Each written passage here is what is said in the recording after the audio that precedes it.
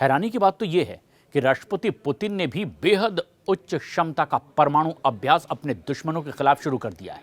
और खबर तो यहां तक है कि यूक्रेन के राष्ट्रपति जेलेंस्की ने स्वीडन दौरे के दौरान 150 ग्रिपेनी जेट खरीदने की कमर कस ली है। और दावा यह किया जा रहा है कि जेलेंस्की अब 150 ग्रिपेन जेट को रूस के खिलाफ ब्रह्मास्त्र की तरह इस्तेमाल करना चाहते हैं। युद्ध के 1337 दिन बाद अब जो हालात दिखाई दे रहे हैं वो बहुत ज्यादा संगीन हो चुके हैं, विस्फोटक पूरी दुनिया के लिए।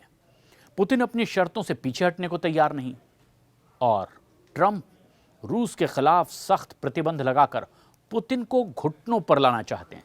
लेकिन महज पिछले 48 घंटे के भीतर ही हालात बहुत तेजी से बदल चुके हैं।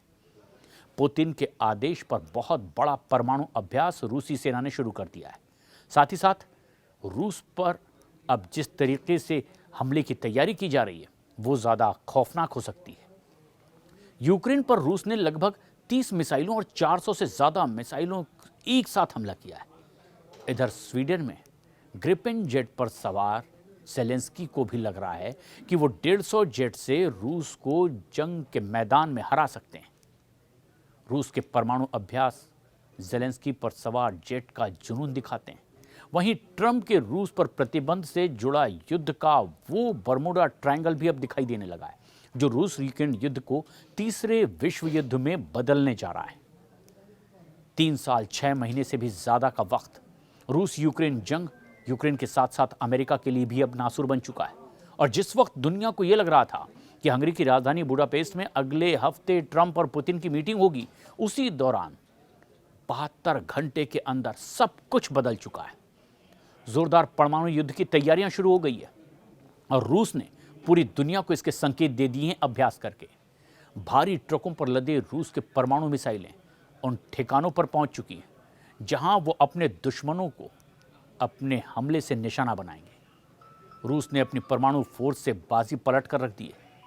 वहीं राष्ट्रपति व्लादिमीर पुतिन ने 22 अक्टूबर को रूस की न्यूक्लियर फोर्स की जमीन, समुद्र और हवा के लिए किए गए परीक्षणों की निगरानी की ताकि उनकी तैयारी और कमान संरचना को परखा जा सके। और इस परीक्षण में कॉस्मोड्रोन से जमीनी यार्स यानी कि ICBM मिसाइल को दागा गया है।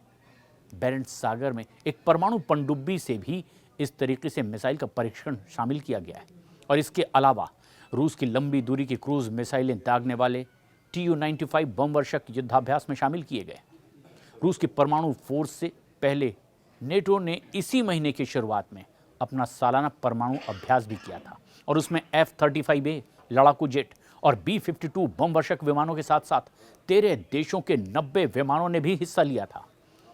और अब दुनिया के लगभग सभी देश ये जानते हैं कि रूस की परमाणु ताकत के सामने दुनिया का कोई भी देश टिक नहीं पाएगा। और इसीलिए अमेरिका भी 3.5 सालों से रूस पर सीधे हमला करने से बचता रहा है, अब तक हिम्मत नहीं जुटा पाया। और अगर देखा जाए तो पुतिन अब तक के युद्ध में बाजीगर ही साबित हुए हैं।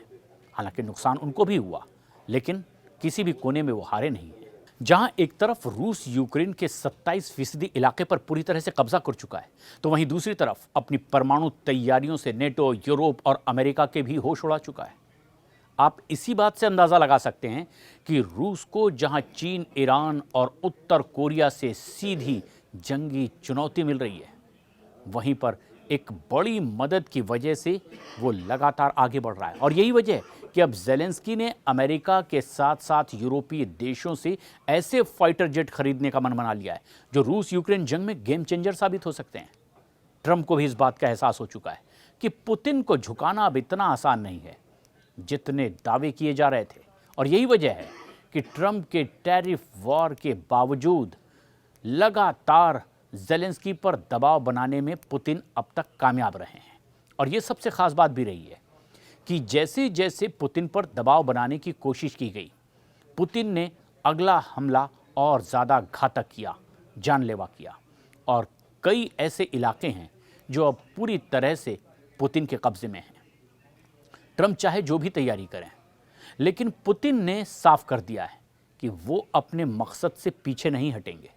और कुछ वक्त पहले ही अगर हम गौर करें तो लगातार इस तरह की बातचीत के दौर को आगे बढ़ता देखा गया। पूरी दुनिया ने ये उम्मीद की कि शायद ये जंग यहीं थम जाएगी, लेकिन ऐसा नहीं हुआ।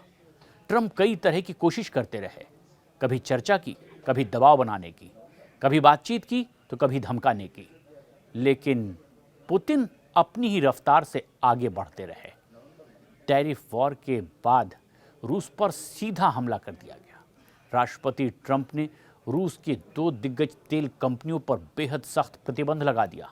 एक तरह से रूस के खिलाफ ये सीधे युद्ध का ही ऐलान है।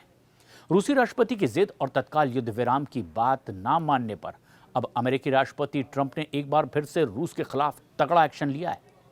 अमेरिका ने यूक्रेन में तत्काल युद्ध विराम के लिए मॉस्को पर दबाव बनाने के चक्कर में रूस की 2 सबसे बड़ी तेल कंपनियों पर सीधे प्रतिबंध लगा दिया। अमेरिकी वित्त मंत्री स्कॉट बेसेंट ने कहा कि इस कदम का उद्देश्य क्रेमलिन के युद्ध के लिए धन जुटाने में मुश्किल पैदा करना है। उधर अमेरिकी राष्ट्रपति डोनाल्ड ट्रंप ने इस मुद्दे का हल जल्द से जल्द निकालने की उम्मीद जाहिर की है और कहा है कि ये प्रतिबंध कुछ ही समय के लिए होंगे। तो रूस ने पिछले 24 घंटे में ही यूक्रेन पर हमले बहुत ज्यादा तेज कर दिए।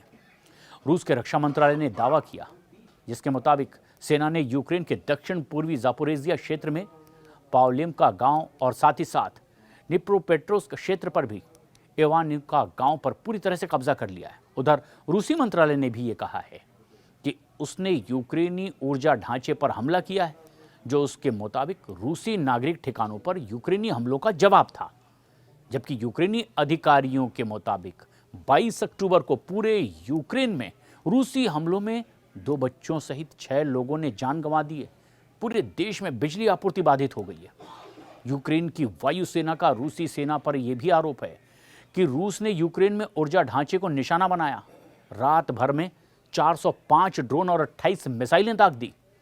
हालांकि यूक्रेन ने 16 रूसी मिसाइलों और 333 ड्रोनों को मार गिराने का भी दावा किया। उधर दूसरी तरफ बाकी यूक्रेन की मिसाइलें रक्षा प्रणाली को भेद कर सीधे टारगेट पर गिरी।